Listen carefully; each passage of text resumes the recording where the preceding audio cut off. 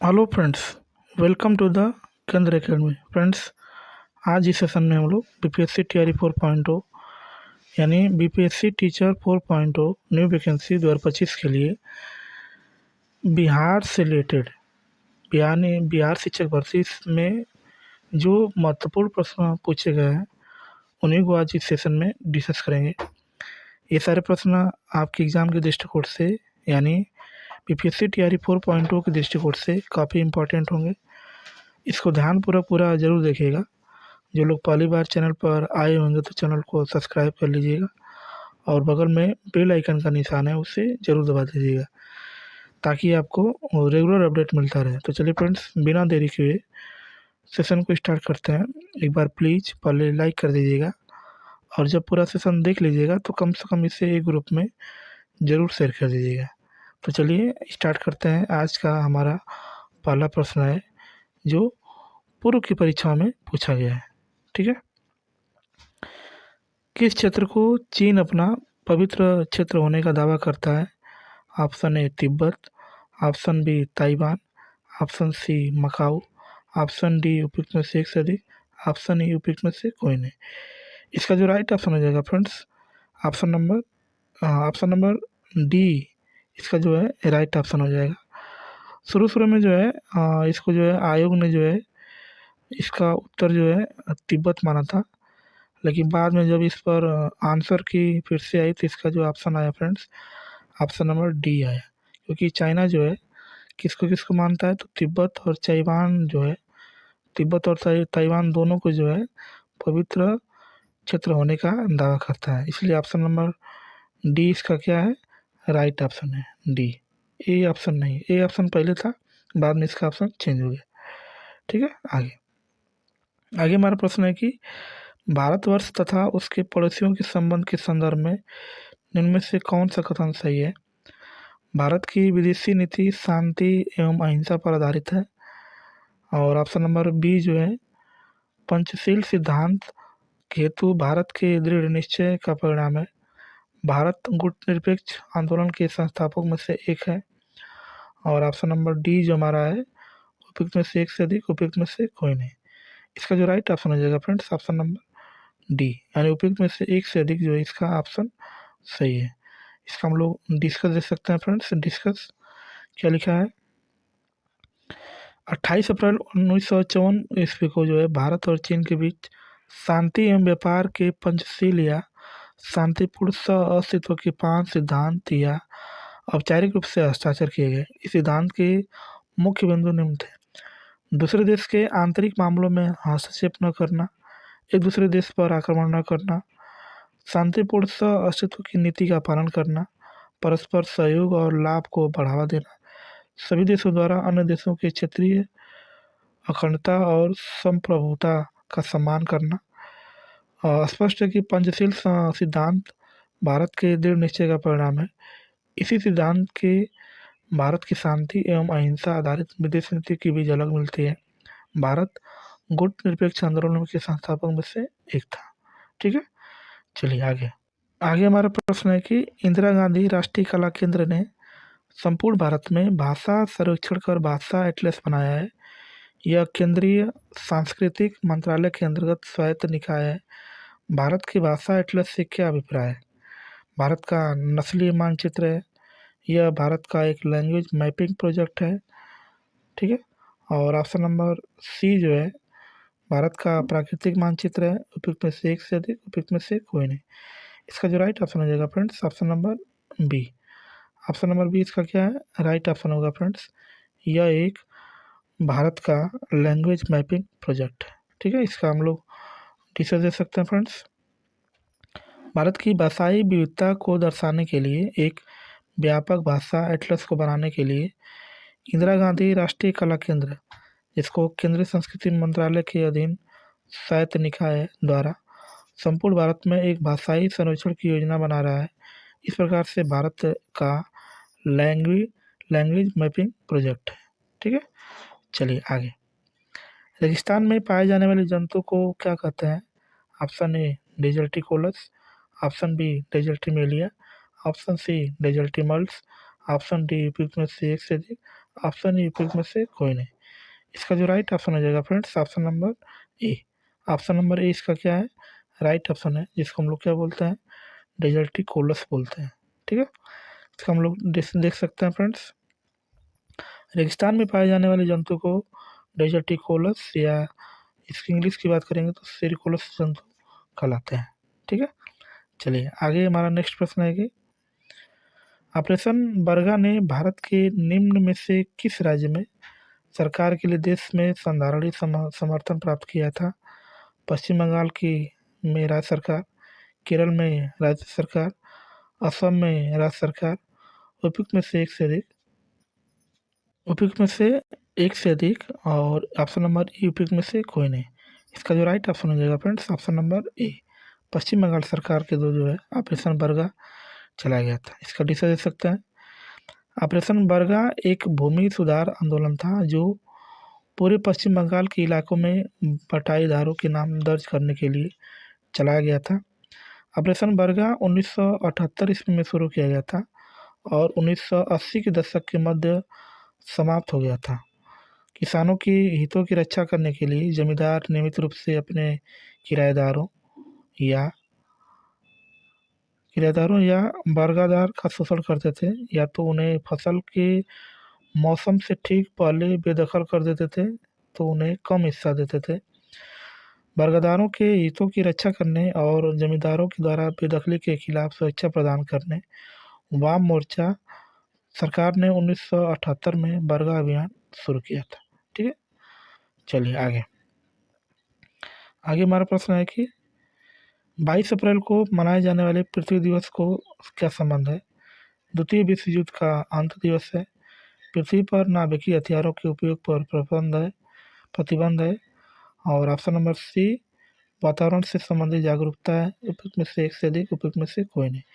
इसका जो right option हो जाएगा फ्रेंड्स ऑप्शन नंबर ए सी, वातावरण से संबंधित जागरूकता जो है 22 अप्रैल को हम लोग पृथ्वी दिवस के रूप में क्या करते हैं, मनाते हैं। पर्यावरण संरक्षण के प्रयासों के समर्थन के लिए देने के लिए 22 अप्रैल को पूरी दुनिया में पृथ्वी दिवस मनाया जाता है। इसे पहली बार अमेरिका के कॉलेज परिसरों में 1970 में मनाया गया था। पृथ्वी दिवस के माध्यम से जलवायु परिवर्तन और पर्यावरण के प्रति जागरूकता फैलाने का भी कार्य भी हो रहा है। ठीक है, चलिए आगे आगे हमारा प्रश्न है कि उड़ीसा में गुप्तेश्वर शिव मंदिर से सटा प्रसिद्ध गुप्तेश्वर वन, जिसे हाल ही में चौथा विविध जैव विविधता विरासत स्थल जिसको BHS घोषित किया गया है, किस जिले में स्थित है?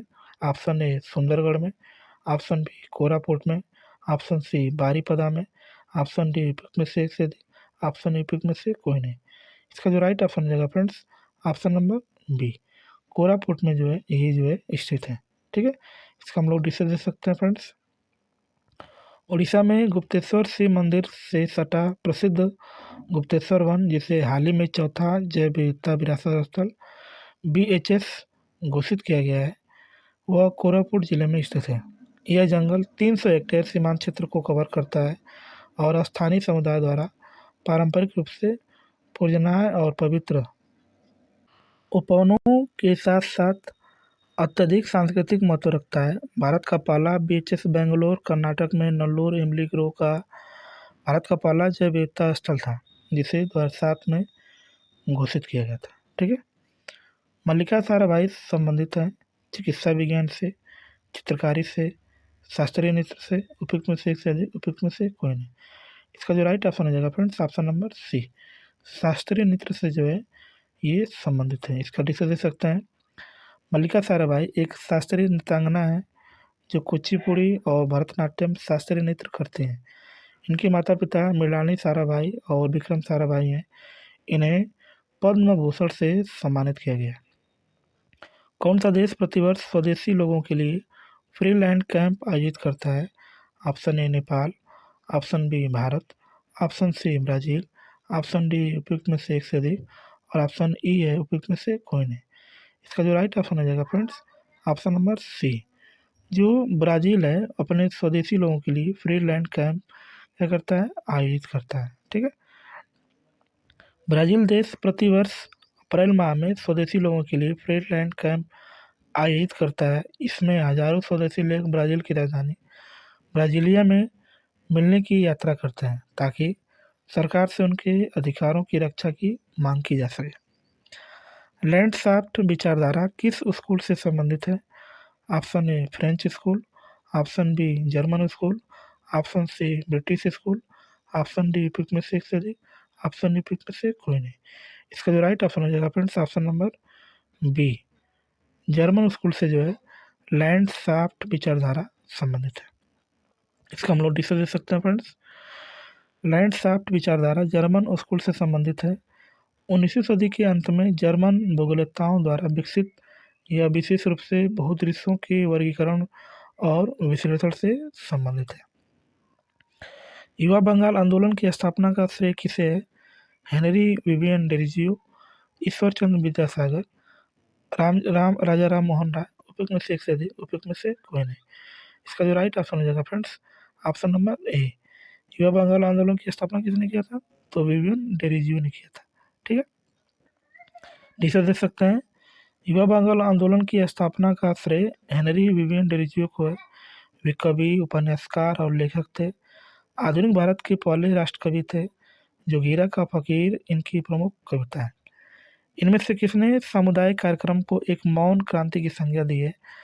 Doctor Rajendra Prasad, Jawaharlal Nehru, doctor B R Ambedkar, उपयुक्त में से एक से अधिक और उपयुक्त में से कोई नहीं। ठीक है, इसका जो राइट ऑप्शन हो जाएगा friends option number B, Jawaharlal Nehru ने जो है मौन क्रांति की संज्ञा दी है सामुदायिक कार्यक्रम को। ठीक है, इसका हम लोग डिस्कस दे सकते हैं फ्रेंड्स। सामुदायिक विकास कार्यक्रम को एक मौन क्रांति की संज्ञा जवाहरलाल नेहरू ने दिया था। सामुदायिक विकास कार्यक्रम की शुरुआत 1952 ईस्वी में की गई थी। आगे, ब्रॉड गेज रेलवे लाइन की सजा साइज क्या होती है? 1676 mm, 1435 mm, 1067 mm, उपयुक्त में से एक से अधिक, उपयुक्त में से कोई नहीं। इसका जो राइट ऑप्शन हो जाएगा friends option number A, 1676 mm जो होता है ब्रॉड गेज रेलवे की लंबाई होती है। ठीक है, इसका डिस्कस दे सकते हैं। ब्रॉड गेज रेलवे की लाइन की साइज 1676 mm या 1.676 मीटर होती है, जबकि मीटर गेज व छोटी लाइन जिसको स्मॉल गेज भी बोलते हैं 1 मीटर और 0.762 मीटर होती है छोटी लाइन की लंबाई। ठीक है, आगे, भाला फेंकने वाला वह कौन है जिसके पास ओलंपिक तथा वर्ल्ड चैंपियनशिप दोनों खिताब है? जयन जलेस्मी, अरशद नदीम, नीरज चोपड़ा, उपयुक्त में से एक से अधिक, उपयुक्त में से कोई नहीं। आपने देखा होगा कि इसका जो राइट ऑप्शन हो जाएगा friends option number C, Bharat के रहने वाले हमारे नीरज चोपड़ा, जिनके पास दोनों पदक है।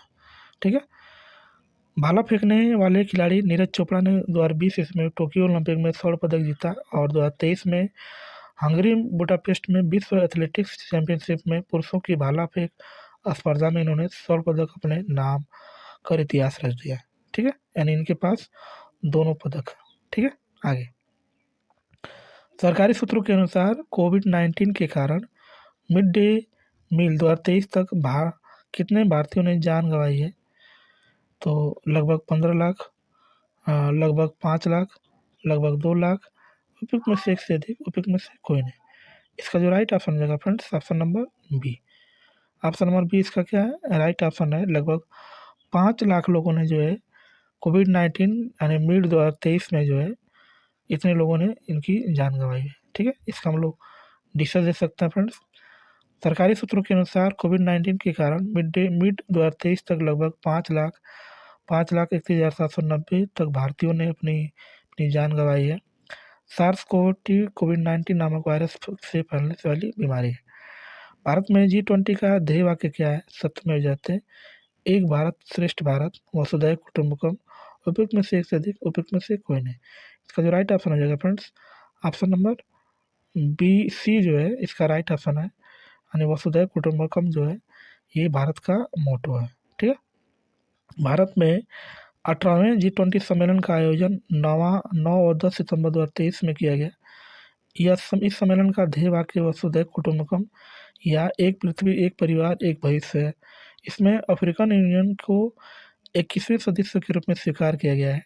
वैश्विक जन ईंधन गठबंधन जीबीडीए की घोषणा भी की गई है। ठीक है, चलिए आगे। आगे हमारा प्रश्न है कि कौन सा देश G7 का सदस्य नहीं है? कनाडा, रसिया, यूएसए, उपयुक्त में से एक से अधिक, उपयुक्त में से कोई नहीं। इसका जो राइट ऑप्शन हो जाएगा फ्रेंड्स, ऑप्शन नंबर बी। पहले जो है इसका सदस्य था, पहले जो है ये जो है G8 के नाम से जाना जाता था, लेकिन अब इसका चूँकि रसिया इसमें से निकल गया है, तो अब G7 की संख्या में रसिया नहीं है, बाकी कनाडा भी है और यूएसए भी है। ठीक है फ्रेंड्स, तो चलिए फ्रेंड्स वीडियो को यहीं पर समाप्त करते हैं। वीडियो आपको अच्छी लगी तो प्लीज़ एक बार चैनल को लाइक कर दीजिएगा, सब्सक्राइब कर दीजिएगा और दोस्तों को शेयर कर दीजिएगा। फ्रेंड्स आप इसको सब्सक्राइब करने में आपको थोड़ा सा भी समय नहीं लगेगा, आप वीडियो देख के चले जाते हैं। प्लीज़ एक बार लाइक कर दीजिएगा, सब्सक्राइब कर दीजिएगा। ठीक है, इस वीडियो को पूरा देखने के लिए आपका बहुत बहुत धन्यवाद। Thank you so much. भगवान करे आपका दिन शुभ हो। बहुत बहुत धन्यवाद।